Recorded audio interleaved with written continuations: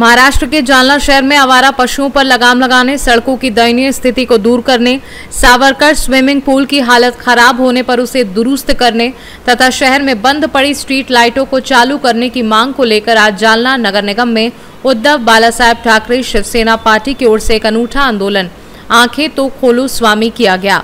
इस आंदोलन के दौरान शिवसेना के पदाधिकारी कमिश्नर कार्यालय गए तथा कमिश्नर को उनके सामने स्क्रीन पर शहर की समस्याओं का एक वीडियो क्लिप दिखाया। उन्होंने इस वीडियो क्लिप के माध्यम से शहर की समस्याओं को प्रस्तुत कर अपना विरोध जताया। इस आंदोलन के दौरान पदाधिकारियों ने नगर निगम के खिलाफ जमकर नारेबाजी की और नगर आयुक्त ने आंखें खोलकर नागरिक समस्याओं के समाधान की मांग करते हुए आंखें तो खोलो स्वामी के नारे लगाए। आज हायटेक आंदोलन केलेलं आहे आपण, नवा प्रकार होता आंदोलनाचा, काय झालं? या जालना शहरामध्ये काही प्रश्न लोकांच्या जीवन मरणाशी निगडित झालेले आहेत, तर काही प्रश्न या शहराच्या वैभवाशी निगडित आहेत। जसं मोकाट कुत्र्यांचा जो प्रश्न आहे, या प्रश्नांवरनं आम्ही अनेकदा आंदोलन केली। आज जालना शहरामध्ये भवानीनगर भागामध्ये मोकाट कुत्र्यांनी हल्ला करून एका लहान बालिकेवर तिला एवढं जखमी केलं की त्याला 107 टाके पडले होते आणि तो मजूर माणूस आहे। त्याला जवळपास 1.5 लाख रुपये या हॉस्पिटलमध्ये खर्च आला आणि गांधीनगरमध्ये तर एका बालकाचा मृत्यू झाला। म्हणजे हा लोकांच्या जीवन मरणाचा विषय झाला। मोकाट कुत्र्यांचा विषय, मोकाट जनावर जे चौकामध्ये रस्त्यावर बसतात। आज आपण एक व्हायरल झालं एका कुठल्या तरी गावचं की 2 जनावरांनी हल्ला करून त्या गायींनी माणसं मारून टाकली, एक माणूस मेला, त्यातला मयत झाला।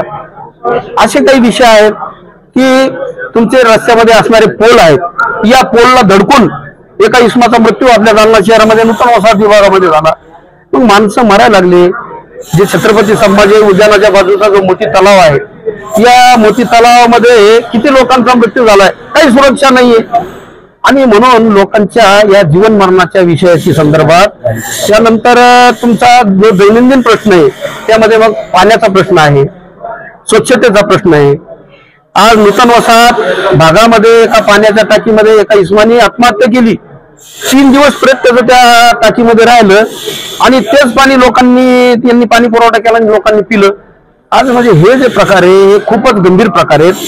त्याचबरोबर शहरातले रस्ते आहेत, मास्टर कृष्णराव फुलंब्रीकर नाट्यगृह आहे, महात्मा फुले व्यापारी संकुल आहे, त्यानंतर छत्रपती संभाजी उद्यानाचं जे बकाल रूप व्हायला लागलं, तिथं कारंजे बंद झाले, तिथली ट्रेन बंद झाली। त्याचबरोबर स्वातंत्र्यवीर सावरकर जलतरण तलावाचा विषय आहे। ही जी शहराची वैभव होती ही लयाला जात आहेत आणि म्हणून तो सुद्धा विषय आम्ही घेतला आणि यावरून अनेकदा आंदोलन केलं, प्रशासनाच्या लक्षात येत नव्हतं, म्हणून आम्ही यावर एक चित्रफीत तयार केली।